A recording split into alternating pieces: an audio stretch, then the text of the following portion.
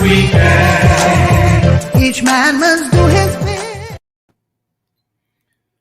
Welcome to another edition of The Public Interest. My name is David Granger, and today we continue our examination of Guyana's domestic and foreign policies. Particularly, we're looking at the crescendo of controversy that has arisen between these two CARICOM states, Guyana and Trinidad and Tobago. Over the last 16 months, there's been a rising crescendo of controversy.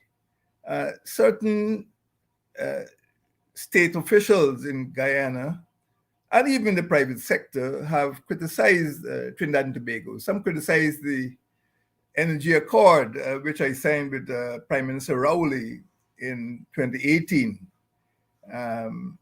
One called the Trinidad and Tobago companies predatory. There's strong language in diplomacy to call another country predatory.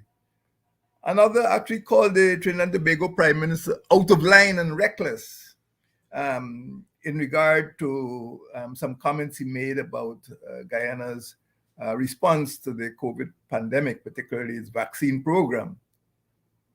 Others have squabbled over Trinidad and Tobago's flood relief offer. And during the Great Flood, Guyana tends to have a great flood. We had one in 2005, and last year we had another great flood. In fact, the president said it was the worst environmental disaster in Guyana's history.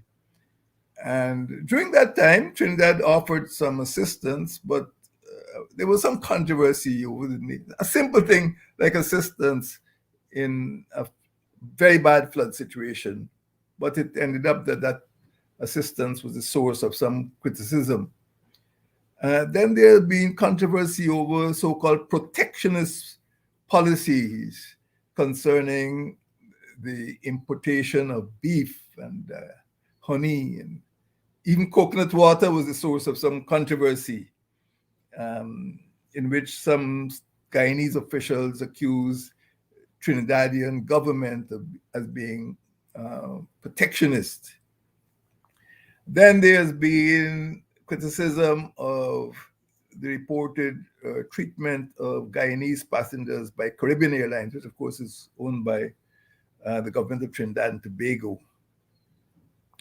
But more seriously, over the last 16 months, this crescendo of controversy has risen to the level in which people are actually calling for Guyana to leave CARICOM, leave CSME. Now, this is serious. An organization that has been built up since 1973. Suddenly, what used to be spat over coconut water has degenerated into calls for Guyana to leave CARICOM or to leave the CSME. Why has this firestorm arisen? What has ignited this firestorm at this point in time? There are obviously past prejudices, and we could understand why some persons might feel that they were treated badly in the past. And I think more than that is that the prospect of profits from the petroleum industry has triggered, desire by some Guyanese to say this is our industry and we should resist any attempt by foreigners to take control of that industry. I don't know if there's any danger that could happen, but I think the controversy is getting worse. And certainly at the time that I signed an MOU, and the MOU is published, everyone could examine it and see that we haven't given away anything, but we need to cooperate. Don't forget, Trinidad's oil and gas industry is 114 years old, and it has gained a lot of experience. There's a lot of infrastructure. The universities conduct certain types of classes, engineering and otherwise. And it is not the type of experience that we should criticize lightly, and we should make use of it. But apparently what has happened now in 2022 is that controversy seems to be overwhelming cooperation. I'm not making a judgment. I just feel, as a former head of state, that this type of controversy should not be allowed to get out of hand, because I think both countries could benefit from the petroleum industry. And I think, they could also benefit from good coconut water. And we have to place this controversy in the context of the relations which are taking place, or which have taken place in the past, between Guyana and Trinidad. Trinidad recognized Guyana. Of course, Trinidad became independent in 1962. It recognized Guyana literally on day one, the 26th of May, 1966. And the relations have not always been cordial, but in general, they have been cooperative. But I can't recall a time when they were so conflictual or confrontational as they seem to be becoming now. I think one of the most important economic agreements we had with Trinidad and Tobago was during what might be called euphemistically Guyana's decade of depression, the mid 1970s to the mid 1980s. When at the end of it, by 1988, Trinidad forgave Guyana 67% of its debt, which arose out of bilateral agreements we had with Trinidad between in that decade, 1975 to 1985 or thereabouts, under what is then called the CARICOM Multilateral Clearing Facility. Economists could tell you what happened to the CARICOM Multilateral Clearing Facility after that agreement collapsed. In short, Guyana's debt to Trinidad and Tobago had ballooned to US $401 million by 1988. Of course, Guyana wasn't able to pay back that debt. But Trinidad and Guyana were able to reach an agreement by which Trinidad forgave Guyana the bulk of that debt, coming up to over 359 million US dollars. This is just written off. Trinidad wrote off 359 million US dollars debt that Guyana owed. So you can see, my friends, that the relationships were very helpful in the past. Of course, things change. And when I got into office, I went to Trinidad. I met Prime Minister Kamala Prasad, and we attempted to re-engage in some form of joint commission, some form of cooperation. And a few months later, she was voted out of office. And I took the initiative and went again to Trinidad and Tobago and met Prime Minister Rowley, who had just been in office for a month or so, to ensure that the Joint Commission could be operationalized and could function. And all we were talking about at first in my meeting with Prime Minister Kamala was the collaboration in business, in construction, education, and other fields. In fact, the occasion that I went for in 2015 was the opening of a UWI campus in the south at Pinal. And in terms of my engagement with Dr. Rowley, it was more concerned with energy cooperation. And as I said, there's a written document and people could look at it. If they don't agree with it, well, it could be changed by agreement between the two states.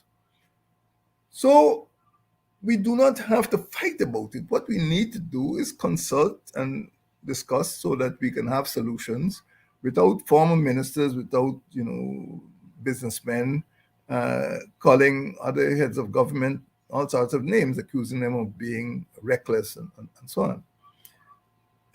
When we look at Trinidad and Guyana interdependence as well, We can look at something like the Caribbean Airlines, the Trinidadian company. Every year, Caribbean Airlines move 350,000 Guyanese passengers. Well, you know the size of Guyana's population of 750,000. Of course, some people are traveling multiple times, but 350,000 Guyanese are moved by Caribbean Airlines out of the Chedijagan International Airport every year. 6 flights every day. 6 flights on average every day leave Chedijagan to go overseas. No local airline has the capability to lift that among the passengers. In addition to that, some people are under the impression that you know Guyana's supermarkets and businesses are being swamped, being overwhelmed by Trinidad produce. Trinidad does export a lot of equipment and a lot of petroleum to Guyana, petroleum products. But in fact, Guyana exports quite a lot of rice, sugar, and other commodities. And if the numbers are examined closely, it would see that Guyana has a favorable balance of trade with Trinidad and Tobago. And that in fact, it is Trinidad which is being swamped by Guyanese agricultural products, not the other way around. And this is something we need to look at. Then there are other accusations about Trinidadian companies. Well, companies have been established here for some time, as you know, Ansa McCall, Neil and Massey, and of course the Republic Bank, which is probably the biggest bank in Georgetown in Guyana. These have been established over a long period of time. But at the same time, there have been, over the last 5 years, a steady stream of enterprises, particularly in the oil and gas industry, which are concerned with maintenance and managing and marketing product. Don't forget that Trinidad and Tobago has a 114-year-old petroleum industry. And training and education and engineering are embedded in the Trinidadian system. Guyana is now, I would say, on the threshold of an oil and gas industry, and it has to learn from people with experience. So in looking at it, there's nothing wrong on the surface of countries with experience coming into Guyana to share. It's not a matter of taking all the oil wells out. I had an experience a few years ago when I was campaigning. We went to Matthews Ridge, the scene of the manganese mining, which of course had collapsed when the United States company Union Carbide pulled out. And even at that time, when a Canadian firm was trying to reestablish the manganese production, every single scientist that I met was from overseas, who didn't come from Ghana, came from Trinidad or from Canada or from Sri Lanka. There was not a single Guyanese scientist who was involved in the resuscitation of manganese production at Matthews Ridge. So we need to understand that not only has there been a serious brain drain, but we need to understand we need to attract scientists to come in to work in our industries. United Nations, I think, some time ago, published the fact that about 80% of University of Guyana graduates were migrating, and we need to reverse that trend. When we examine the relationship between Guyana and Trinidad and Tobago, therefore, you could see that there's a technological deficit, and Guyanese can see and should not necessarily resent, Trinidadians coming in to play a part in the promotion of the oil and gas industry here. So we need to put the relationship in context. It's not good or bad. It's not local or foreign. We need to look at the cooperation which existed between Guyana and Trinidad and Tobago over the last 57 years. Now, Trinidad and Tobago has a a land space, a land size of about just over 5,000 square kilometers. Guyana, 215,000 square kilometers. Together, we have, 220,000 square kilometers. We are a big middle state, you know. Together, each one of us is small, but together we have a sizable, um, you know, country. Our population, combined population, 2.2 million. Well, Guyana only contributes maybe three-quarters of a million, but when you add it to Trinidad's population, we have a bigger market for our farmers and fishers and manufacturers. The market would go from three-quarters of a million to 2.2 million. That is considerable. We have uh, possibly a combined petroleum potential of proven reserves of 10.7 billion barrels. And of course, our GDP, our combined GDP is 27 billion. So it makes a lot of sense. When we put Guyana and Trinidad together uh, to build an economic union, for want of a better expression, that might be too strong for some of the zealots nowadays, but let us say that we can combine our population, our land space, our petroleum reserves, our GDP, and we can together become stronger. As the saying goes, rising tide lifts all boats. But I'm quite sure that no Guyanese would pretend that we could develop our bauxite industry on our own. We could not develop our manganese industry on our own, and we will not be able to develop our oil and gas industry on our own. So the question is not whether we should combine with any other country, but maybe the conditions on which we should combine with other countries. And this is what we're talking about. We're not talking about, mutual criticism. We're not fighting over coconut water. We're looking at the development of these two important countries. That is why I call it the center of gravity. Because if that center fails, it means that the Caribbean community as a whole will be deprived of the potential of that, 10.7 billion barrels of petroleum, that potential of this huge land space and this huge GDP. When we look at the potential of interdependence, which has existed over more than half a century, we can also look at the diplomatic dependency or interdependency. And again, I would say that Guyana has been the beneficiary because Guyana has had some very grave territorial and diplomatic problems. In fact, in 1970, when we became independent, it was the Prime Minister of Trinidad and Tobago who facilitated a meeting between the Republic of Guyana and the Republic of Venezuela. And we were able to emerge with something called the Protocol of Port of Spain, which is a protocol to the Geneva Agreement. It was very important for that protocol because it gave us a 12-year moratorium so that Guyana could catch its breath and pay attention to developmental issues without being threatened by imminent invasion from Venezuela.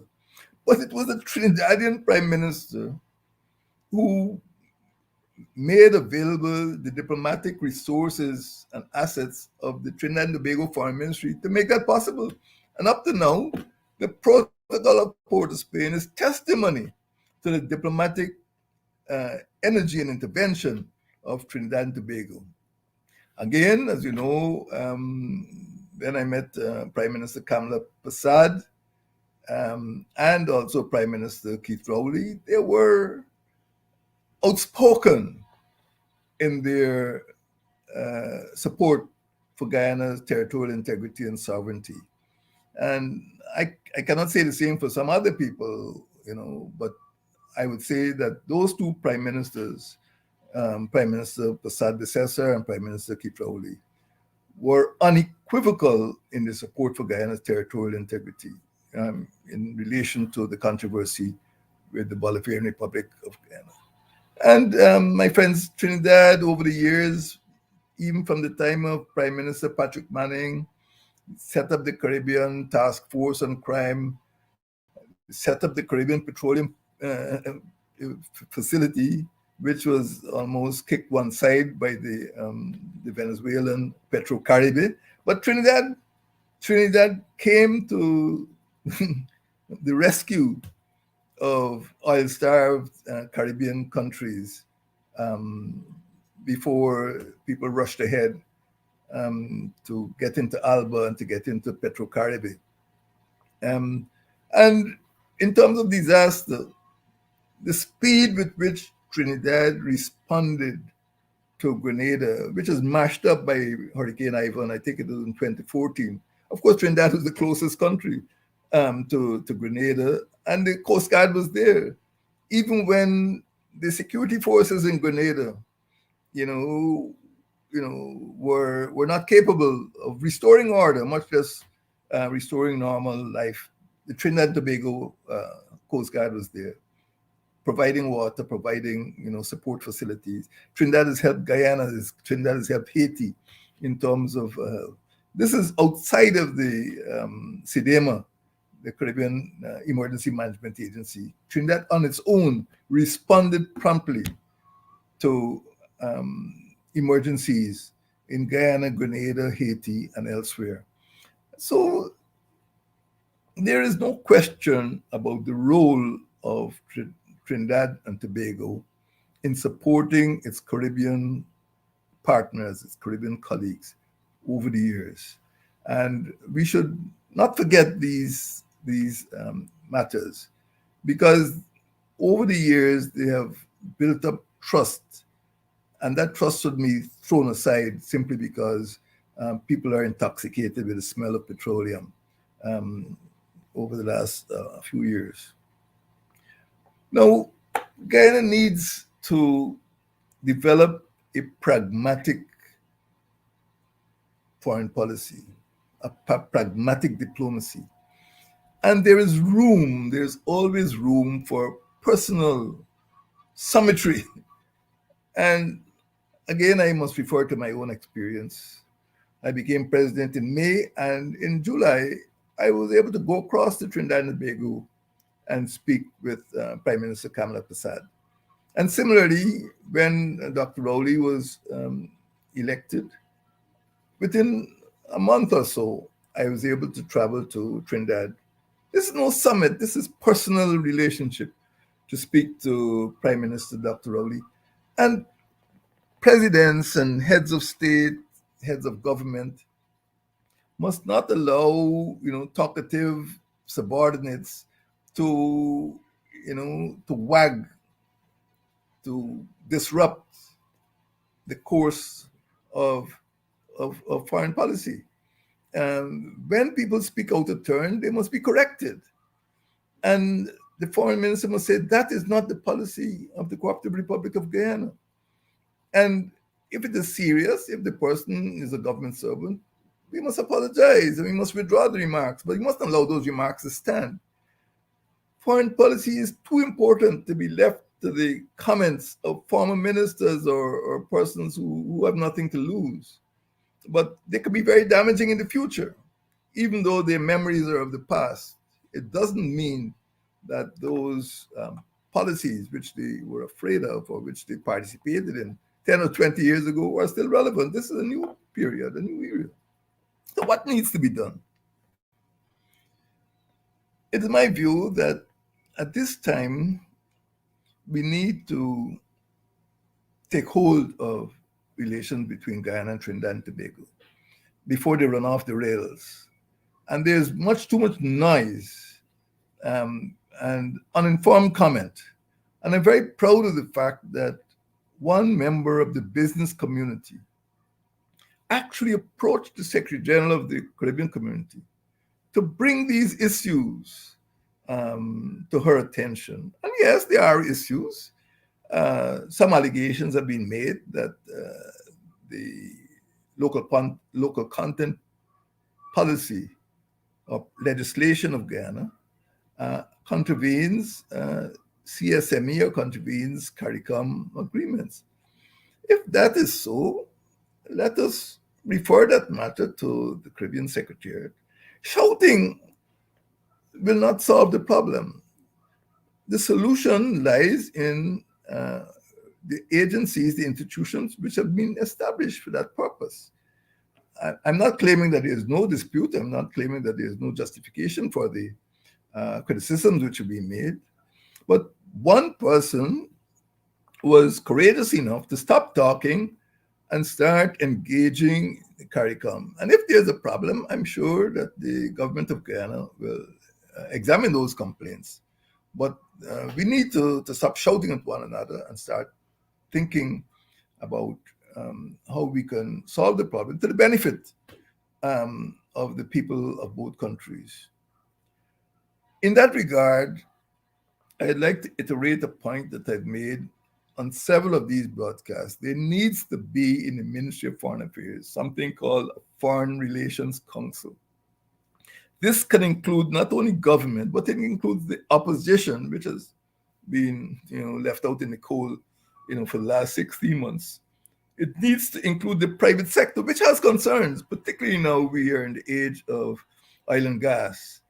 It needs to include civil society, which has concerns about social issues, about environmental issues. All of these people can come into this Foreign Relations Council so that we get the best advice, not only in dealing with China or Cuba or Canada, but also in dealing with our closest English-speaking neighbor, the Republic of Trinidad and Tobago. And let those issues be ventilated so that the government is aware of them and the government could do what the Ministry of Foreign Affairs is supposed to do. Or the Ministry of Home Affairs, if it's a matter of security or migration, or the Ministry of Legal Affairs, if it's a matter of interpretation of laws and the legislation and agreements that we've signed. But these three ministries must act together, and there must be, I can't say there must be, I recommend that there be a Foreign Relations Council so that the government could get the best advice. And we don't allow these controversies to degenerate into acrimony, as has happened over the last 16 months. Further, I feel that the CARICOM Secretariat, which has been brought in a bit late, should be involved in resolving controversies. It has started to happen, and I hope that the efforts of the CARICOM Secretariat under the new CARICOM Secretary General would be successful. She's very experienced, and she worked in the Secretariat before, and I'm sure she's aware of the seriousness of the criticism which has been leveled. I would also ask that the High Commissioner to Trinidad and Tobago be reappointed. I took the initiative for the first time in Guyanese history to appoint a living High Commissioner in Port of Spain to handle these very matters, particularly business. When this administration got into office, it downgraded the High Commission. I think it is now a consulate once again. We need more than a consulate. Trinidad is a partner in the single most important industry in Guyana for the last 100 years. And we need somebody on the ground who could give us early warning of these controversies and these disputes. It was my considered view then, and it is my considered view now, that there needs to be a High Commissioner in Port of Spain representing Guyanese interests to prevent further damage. My friends, Guyana and Trinidad and Tobago are the center of the future economy of the English-speaking Caribbean. We are the center of gravity, and without our collaboration and cooperation, it means that everything that we hope for in the Caribbean could become unbalanced. This is not a threat. This is simply a suggestion that the controversy which has arisen between Guyana and Trinidad and Tobago could be resolved if we stop shouting at each other and we sat down to the table to deal with this controversy. In the light of those recommendations I made, the Foreign Relations Council, the cooperation of those three ministries, the involvement of the Caribbean Community Secretariat, the reestablishment of Guyana High Commission in Port of Spain. I'm sure that once these measures are put in place, Guyana and Trinidad could move our collective population of 2.2 million, our billions of barrels of petroleum, our massive manufacturing and production capabilities to ensure that every Guyanese and every Caribbean citizen could enjoy the good life. Thank you.